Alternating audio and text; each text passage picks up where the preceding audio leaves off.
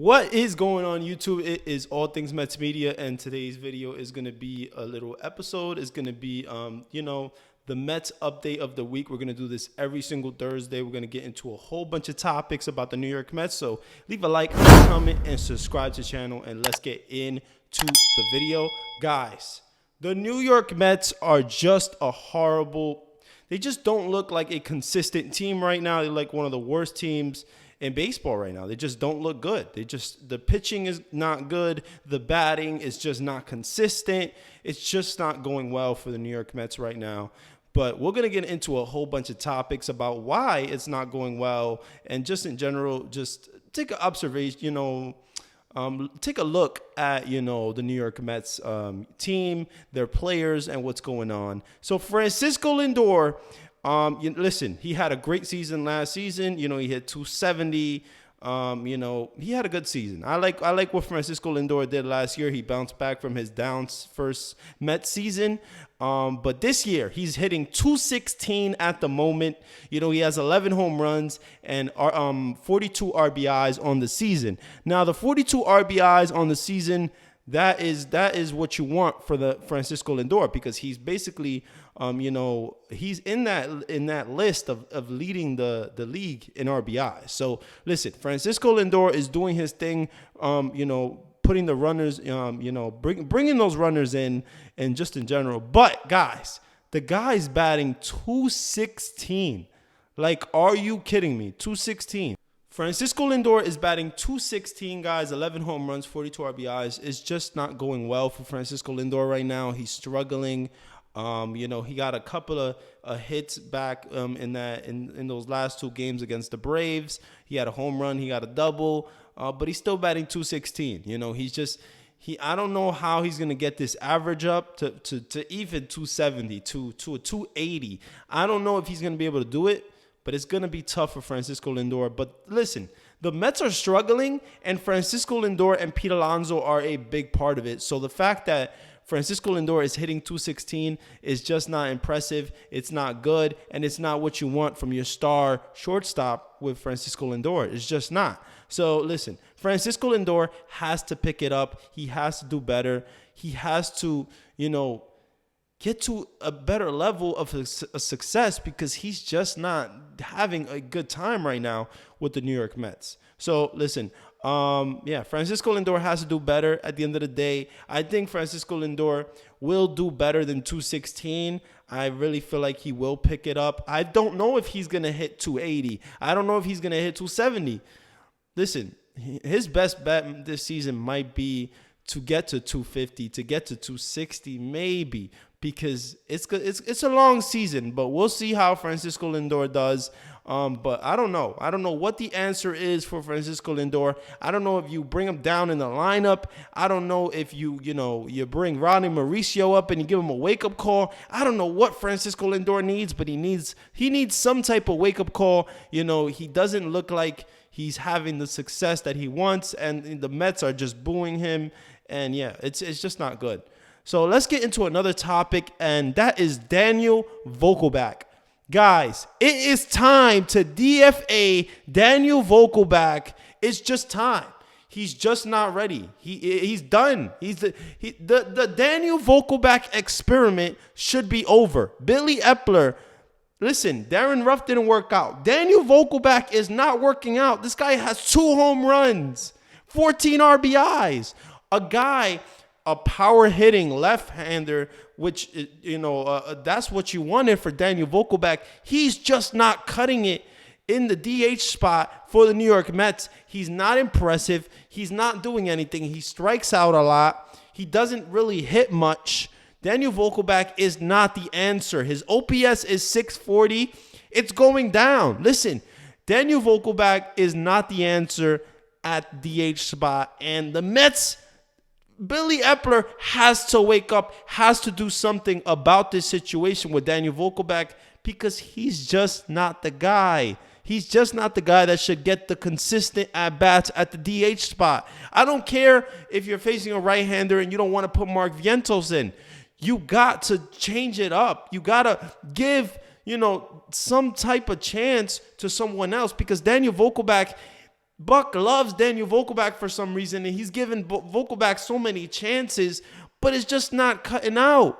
He's just 2 home runs, 14 RBIs. That is very unimpressive. That is not what you want from your left-handed power hitting, at the DH spot. That's not what you want, man. It's really not what you want. Starling Marte is hitting 245, guys. He has 17 RBIs on the season, 3 home runs, 17 stolen bases on the season as well. So listen, I think Starling Marte is a very important piece for this team. The right fielder for the New York Mets. Listen, Starling Marte, he brings speed, he brings power. He hasn't brought much power to the Mets this season. 3 home runs. That's not what you want from Starling Marte. You want him to hit you at least 25 home runs, at least 20 home runs. At the end of the day, you got Starling Marte for power, you got him for speed, and you got him to be essential to the ball club, and he just hasn't been essential to the ball club. I would say Starling Marte, guys, but, I'm not as worried about Starling Marte as I am about other players. But Starling Marte, last year he had a slow start as well, and then he picked it up and he batted, almost 300 on the season, and he got injured and he had to come back, and but Starling Marte, this guy's a smart hitter. He knows how to hit. He knows how to run, 17 stolen bases. He's still stealing bases. That's what's good about Starling Marte at the age, that he is, over 30. So look, Starling Marte is a very important piece for this team. I am not as worried as I am about other players, but I think Starling Marte is going to pick it up a little bit more. I think when the end of the season, when it comes, he's going to hit probably 280, maybe 290 on the season. I think Starling Marte knows what he's doing. He's a good hitter. At the end of the day, he's a good hitter. He knows what he's doing. He's getting better. He's batting 245 right now, so it's not impossible to get to 280 or 290. It's not impossible. But, I think Starling Marte, very important piece of the team. I think that he's going to pick it up. I really think he's going to pick it up. Now, let's get to another topic, and this is going to be just play the kids. Play the kids. Play Brett Baty. Play Mark Vientos. Play Francisco Alvarez. Consistent time. Give them consistent playing time because they need it. They're kids. They're young. They need consistent playing time to get better at the major league level. Look what happened to Francisco Alvarez. You gave him consistent playing time, and what did he do? He, started getting hot. But then, he slowed down a little bit. But just in general, Mark Vientos hasn't really got a real shot.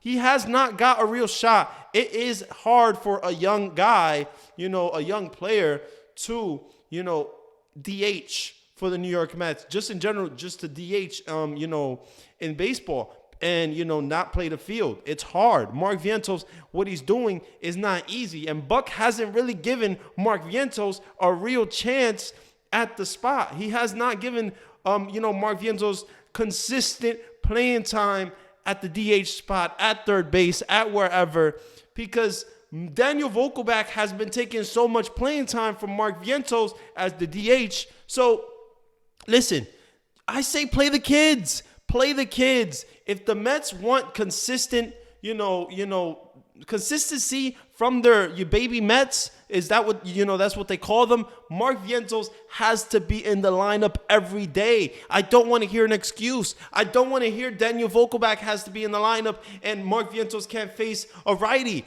No, Mark Vientos, he's a good guy against righties and lefties. He's done it in AAA. Yes, it is AAA. It is not the major league level, but you got to give him a chance, because if you don't give him a chance, how are you going to know what he can do? So at the end of the day, guys, Mark Vientos has to get consistent playing time. Brett Baty has to get consistent playing time as well. I don't want to see a platoon with Eduardo Escobar. And, listen, I like Eduardo Escobar. I really do. But I think he's a bench piece for this team. I think Brett Baty, you got to roll with. Listen, Brett Baty is going to be your third baseman for the next probably 6-7 years, just in general. So Brett Baty, you got to give him a shot, and you got to give him a real shot. And listen, Brett Baty has been given more of a shot, than Mark Vientos for sure. So Brett Baty is in that 5th spot. Buck seems like he puts him in that spot. He trusts him. And listen, I want Brett Baty Francisco Alvarez and Mark Vientos to be in the lineup every single day. I don't want to hear an excuse. I don't want to hear Vogelback. I don't want to hear Escobar. I want consistent playing time for the kids, because why freaking not? Play the kids. You got to play the kids. Listen, this offense does not have any consistency. Why? Because Buck changes the lineup every single day, because he doesn't know where to put guys. Okay, Starlin Marte is struggling, so he's not going to put him in that second spot. Lindor is struggling, so he put him, probably in that sixth spot, seven, and maybe third still, just in general. Buck is another topic that I'm going to get into in a little bit. But just in general, play the kids. Play the kids. The kids need consistent playing time, guys. Listen, Francisco Alvarez has 9 home runs. Just in the in the small at bats, not a lot of at bats Francisco Alvarez has got, and he has power. He has already 9 home runs on the season, almost 10 home runs. So listen. I say play the kids. Francisco Alvarez included. Play him every single day. I want to see Francisco Alvarez in the lineup every single day. I love Omar Narvaez as well. Maybe you give Alvarez, a day off, now and again. But just in general, Francisco Alvarez is your starting catcher. He's gotten way better on the defensive side. He's gotten better on the offensive side. Francisco Alvarez brings power. He brings, good defense. He's young. He likes to throw. I like what I see from Francisco Alvarez. Just in general, I love what I see from Francisco Alvarez. So give him a real shot and give him consistent playing time, and not do a platoon with Omar Narvaez. Like I said, I like Omar Narvaez, but Francisco Alvarez is the future, and he is also the present. So listen, play the kids. That's my message. Play the kids. Now let's get into Kodai Senga. Kodai Senga has been very inconsistent for the New York Mets. He has a great ERA at home, a horrible ERA at, on the road. But just in general, guys, Kodai Senga, the Mets have to get him right. I don't know exactly what they got to do. It seems like Kodai Senga, likes the extra day of rest, rather than just 5 days of, regular rest. Kodai Senga likes to have an extra day of rest, and it seems when he does get that extra day of rest, he does better. So listen, I think Buck and the Mets are really struggling on what to do with Kodai Senga, because they gave him, a start on regular rest, and then he didn't perform. He didn't even get out the 4th inning. And, Kodai Senga, the thing about Kodai Senga is his control. When his control is good and he has guys chasing his ghost ball, then he is unbelievable. But when he doesn't have his control and he walks guys, he gets into so much trouble, and it's just not, it bites him. It bites him because it really messes it up, and they score runs on him, and yeah, man, Kodai Senga. I say he has to control. He has to have, control. He can't really be walking so many guys. And in his last start, he walked like 4 to 5 guys. And Buck had to take him out before the 4th inning. And, it was not impressive. That's not what you want from Kodai Senga. So Kodai Senga is a big part of this team. This guy they signed for 5 years. This guy, they got to get right. They got to get right. They got to figure out what works for him. They got to figure out, listen, they got to figure out what works for Kodai Senga, because he's a very important piece of this team. He really is. Now let's get into the pitching rotation, guys, and Justin Verlander, Max Scherzer, Kodai Senga included as well, Carlos Carrasco, Tyler McGill. Guys, the rotation has, been inconsistent. It's been a little bit better, and now it's getting more inconsistent as well. Max Scherzer last night allowed 5 runs to the Braves, did not pitch very, very well. Carlos Carrasco was pitching well, and then he just blew up, and he allowed, probably 4 or 5 runs to the Atlanta Braves. So listen, I think the Mets pitching rotation, this Steve Cohen, getting Max Scherzer, getting Justin Verlander, these guys that are over 40, it comes with a lot of issues. I think Max Scherzer is a great pitcher. I think he is going to be a guaranteed Hall of Famer. I just don't think that Max Scherzer, the one that the Mets have right now, is the Max Scherzer that of when he was definitely younger for sure. He was better. Max Scherzer is still an impressive pitcher. He can still pitch you a gem for sure. But when the going gets tough, and you're going against the Braves, and he's allowing 5 runs, that shows you a message that this is not the Max Scherzer that we thought. So. But listen, the Braves are a great team, and the fact that they scored 5 runs against Max Scherzer, I'm not very surprised. Carlos Carrasco is an awesome pitcher as well. I like Carlos Carrasco, but he doesn't do as great as well. He hasn't been that great as well. But just in general, guys, the pitching rotation, Kodai Senga, Tyler McGill included, these guys have to get right. They need consistent pitching, and they need guys to go deep.